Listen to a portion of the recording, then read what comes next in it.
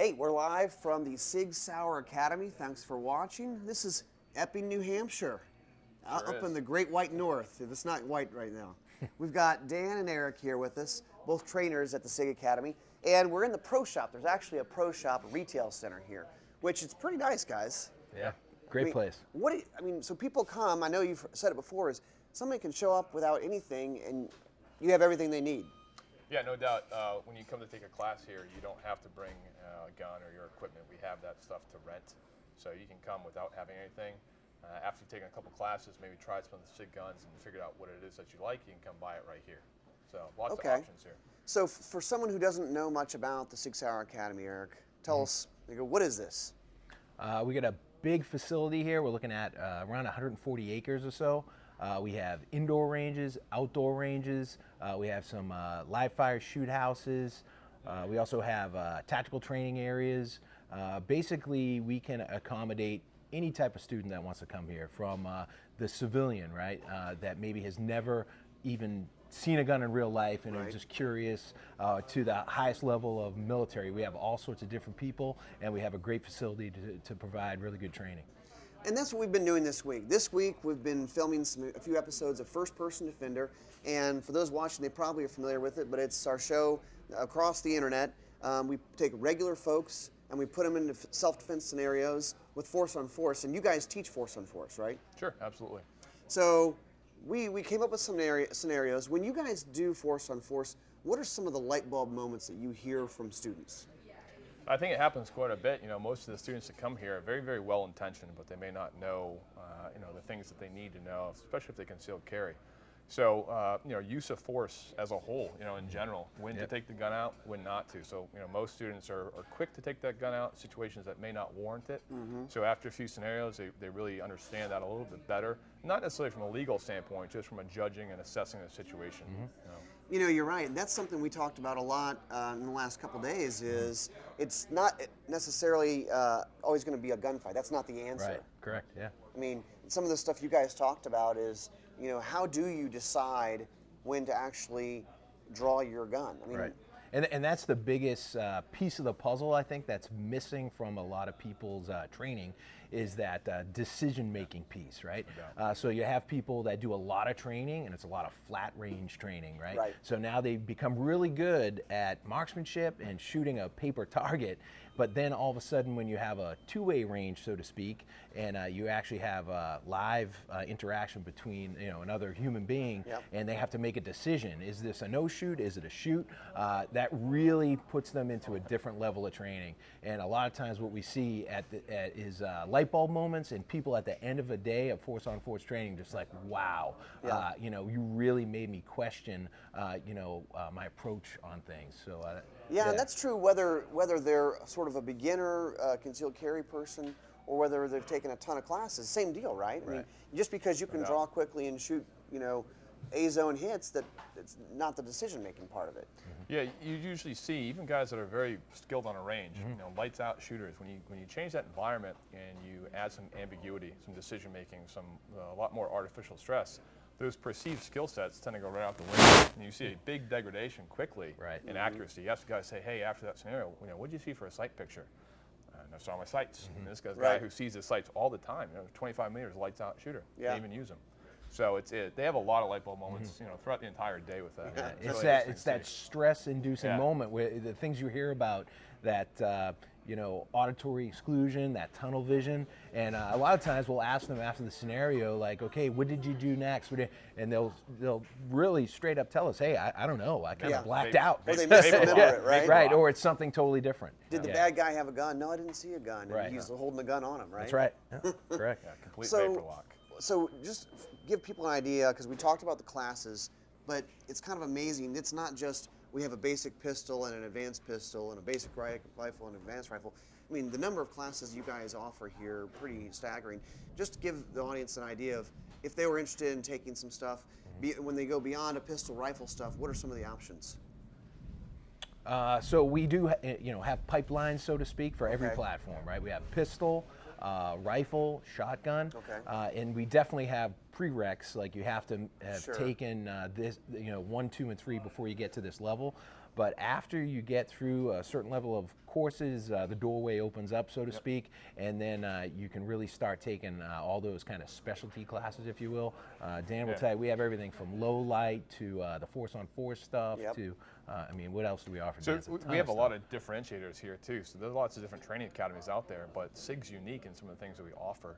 It's very hard to find a 1,000-meter range locally. So we have pistol, rifle, shotgun, scoped rifle, tactics classes, force on force classes, armors classes. And it really is a one-stop shop here. I mean, you can come here and really find anything you want to. But night vision classes, low light pistol, low light rifle, CAPS classes that are scenario-based, live fire. For the law enforcement, military guys, lots of tactics classes, SWAT 1, SWAT 2. Some of the direct threat care, we do a lot of emergency medical training here as well. So you can certainly come here for a pistol 101, rifle 101, shotgun 101.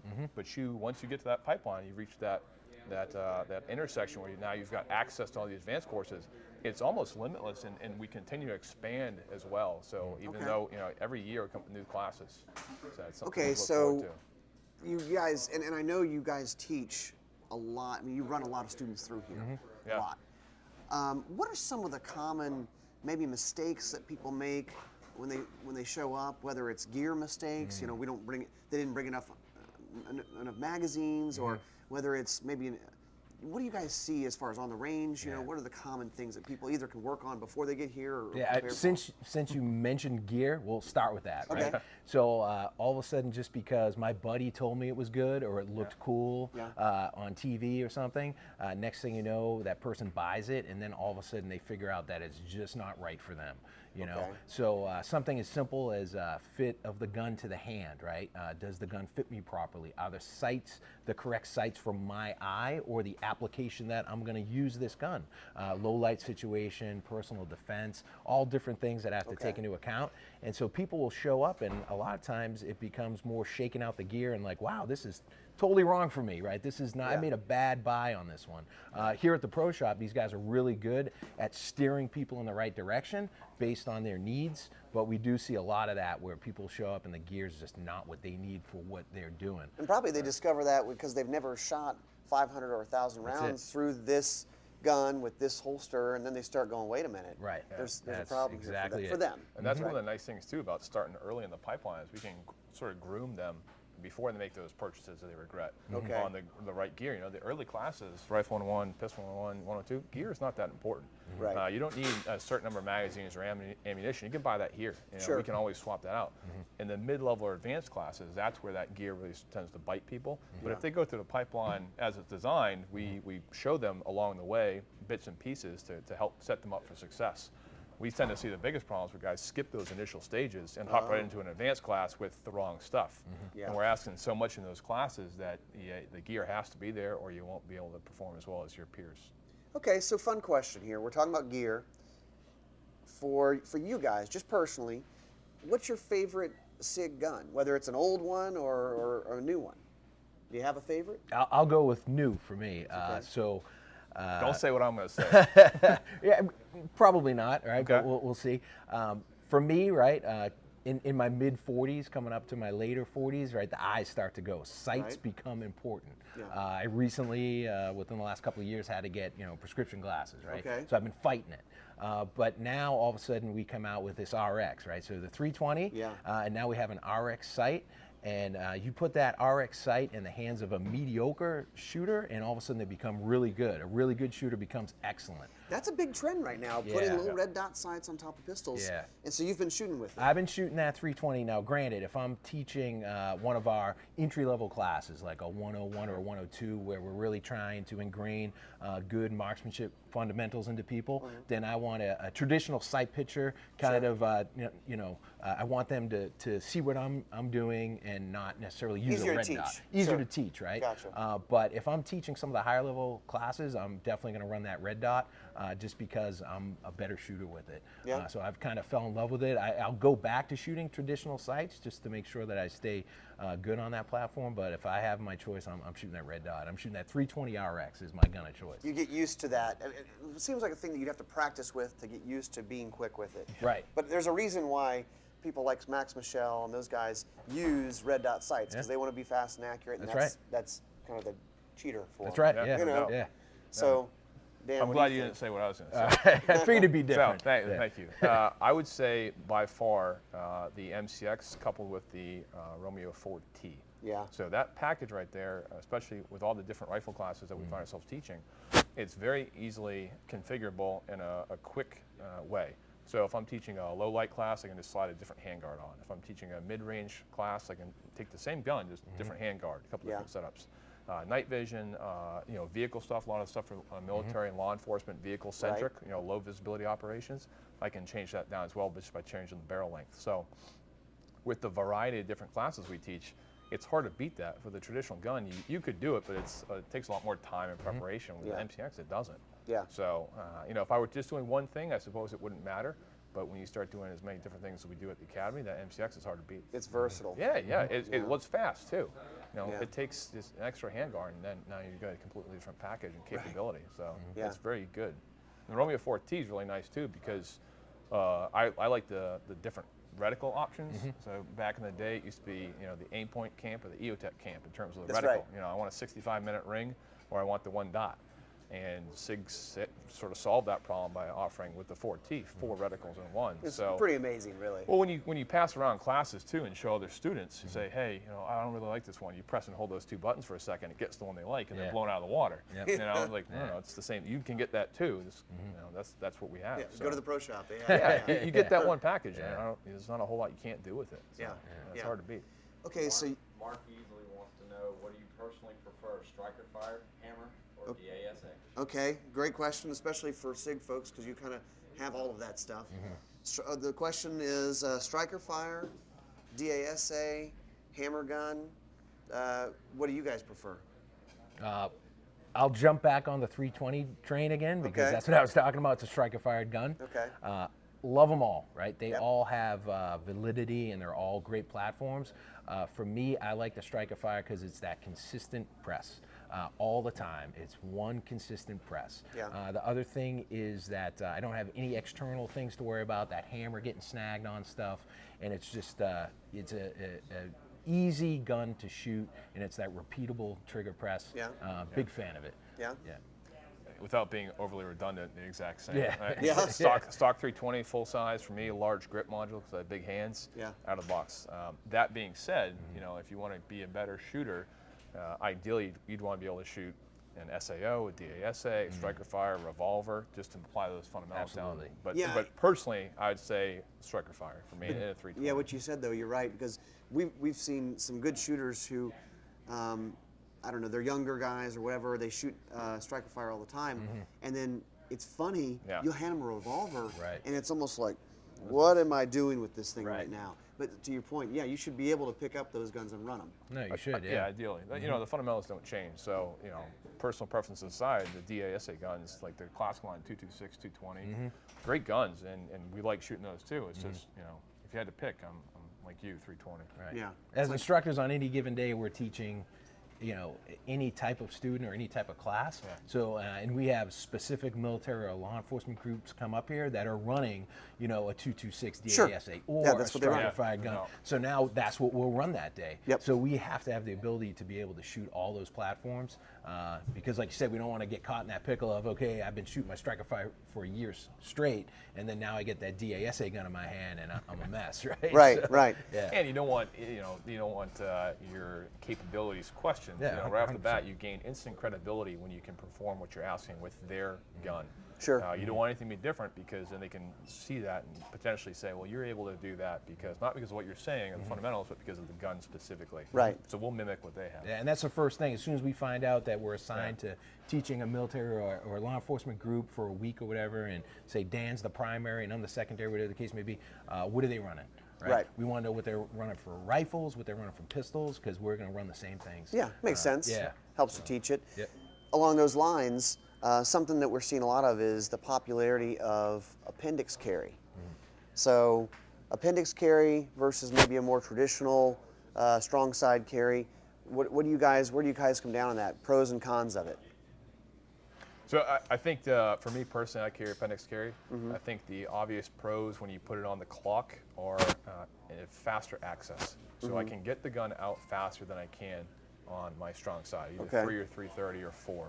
Okay. Really past 4, that becomes an issue with accessing it safely and really gun retention. Yeah. The other big thing with Appendix Carry is the level of control I have over it just because my hands are here. So if I ever have to get involved in some sort of combative or hand-to-hand situation, my ability to maintain that gun where it's supposed to be Right. is easier. Kind of where your hands fall. Yeah, naturally. You know, trying to come up and block this from the side can be more difficult. So we run a close quarter pistol class, and we vet that. And we prove that to Really? people. Okay. There are certainly things to consider. Reholstering would be one of them. I know that's a big thing, big issue with folks. But when you do things very systematically, it's very, very safe. So one of the things we do early on in classes, when guys, 101 or 102 level classes, when they're done shooting, we'll decock the gun or place it on safe, finger off the trigger while still on target. Right. You bring it back in workspace and you visually verify that your finger's off target, and you watch that gun go back inside your holster. Yeah. And when you do that repeatedly, and you build up those repetitions and develop those motor patterns, it's really a safe bet. No reason to reholster quickly. No, keep the gun out. 100% right. Yeah. I mean, there come a time where there's a reason to get the gun out quickly, absolutely, right, but never reholster quickly. Yeah. And to add on what Dan was saying too is when we think of when we run like wounded drills, and now you have to draw support side, it's a whole lot easier when you're working off the center line of your body rather than to come over to this position and try to get a draw, especially on those concealed holsters where I can't really. If I was running like a duty rig, I can get that belt over to the front of me. With the concealed carry, it's difficult. So Now, it's what another about reason. somebody who says, I don't know, I've never carried that way. I feel like the gun's going to be pointed at me or pointed at people when I sit down. So, that doesn't matter at all, and we're the first to talk about it. If what you're doing is safe, efficient, effective, and it's repeatable, we'll have nothing to say about it. By all means, do whatever you feel comfortable with. So, body style, body shape, physical ailments may prevent that as well. Yeah. If you spend most of your day in a seated position, maybe that isn't as comfortable. So we're not going to force anything upon people. We're not even going to try and push that. We just want to show as many different styles and capabilities as possible, and have guys vet it for themselves. Okay. That's kind of our theme across the board at this place. Is we're going to give you a way. All right, we're not going to give you the way. It's not our way or the highway. Okay. Come on in with an open mind, whatever course you're taking. Yep. Be a good student. You might leave here with just one thing. You might leave here with 100 things. Yeah. But we're going to give you a bunch of options, and that's everything. Whether it's a stance, whether it's the way you grip. It's not this is the way you have to do it. If someone is shooting and they're punching a knot in the target from 50 yards with a pistol, lightning fast, but we think they're holding the gun a little strangely, why are we going to change that? Right. As long as it's safe, consistent, and repeatable, like Dan said. So I think that's the big thing we like about working here is giving people options. Take the slide lock on a pistol, right? How do I get that in the battery? I can use my right thumb on the slide catch, my left thumb on the slide catch. I can slingshot, I can power stroke, I can use the front serrations. There are pros and cons, but those are 5 techniques right there. They're all effective in that I do pick up that round and get it chambered. So if you do one of those, the next thing we would look at in a higher level class is video analysis. How fast is it? How repeatable is it in different environments? Low light, no light, movement, uneven terrain. But yeah, we're very principle based here in what we teach and what we do. And a lot of the drills that we do from the beginning courses to the advanced ones are all based around performance-based training. Yeah. So if I've got a class, and we see this a lot with law enforcement military, where I've got 10 students of varied backgrounds and various capabilities, I can challenge all of them independently with performance-based training. Okay. And the simple concept behind that is just try and be better than you were 5 minutes ago. Don't judge your performance against the instructor or your neighbor. Just try and get a time, beat your time. Stay in your wheelhouse, challenge yourself. And the drills we do focus on that, so you can not have to worry about different skill groups if you have a big class. Right. Okay. Yeah, Okay. we try to get away from that outcome basis in that mentality of just do it faster, just do it better. And instead we break everything down and say be worried about the increments and every little part of that draw or that reload and become better at each little piece, and eventually your performance is going to get better and you're going to get faster rather than just go faster. Right. And we probably have all been in those classes before where someone will say, hey, here's the drill, here's the time I want you to do it in, and either congratulations, you made the time, or you didn't, you got to do it faster or do it better. What does that mean? How do I do that? And performance-based training, usually for us anyway at the Academy, has proven to get to that outcome, a lot faster. Okay. Well, there you go. Right. Okay, so kind of wrapping this up, big picture for whether it's here, probably here with students, or even if you're just at a barbecue and you have friends who know what you do, or you introduce somebody and they ask you, okay, I started concealed carrying, I got my permit or whatever. Do you have a piece of advice for me? Do you have a piece of advice for the audience to go? I mean, it's hard to kind of wrap it all up, but is there one or two things you say, hey, just go to our concealed carry class. Yeah, go take more classes. Yeah. That's a good one. We specifically have a 2-day concealed carry class that's very comprehensive, vehicles, low light, the whole thing. So. Well, in New Hampshire, you don't need a permit, but even in states that you can get a permit, the training is either no training or very minimal training. Right. And I agree with that. Get more Because training. we see that a lot of times where people end up at the end of a class and we do like a debrief, right, around the room usually, just to see if we met the mark, if they got what they were looking for. Yeah. We'll ask it a lot of times and say, did you get what you were looking for today? And the response a lot of times is, boy, I've had a concealed carry permit for 3 years and I have done no training. Right. This has been a massive eye opener for me. Yeah. And I've had a student say, listen, if I could rewind, I would not have been carrying for that 3 years because I didn't know what I didn't know. Right. And now that I have some training, I feel more responsible and feel more comfortable. Yeah, how many people That don't happens carry every because they're class. not comfortable? It's every class, Every pretty class. Every With class. With the concealed carry class. Yeah. People don't have that level of training where they've done that. With the Second Amendment, go out and buy a gun, state dependent, you can carry it. That does not make you necessarily competent or safe with it. So, formal instruction is certainly something to look for. Yeah, absolutely. All right, so if you're thinking about getting training, here's one really good spot for you. The Sig Sauer Academy in Epping, New Hampshire. You're about like an hour from Boston? Yep, hour north. Hour north of Boston, so it's pretty easy to get to. And it's really, really nice here in the summer. It's an awesome facility. So live from the Sig Sauer Academy, the Sig Sauer Academy Pro Shop, it's Gun Talk. Thanks for watching.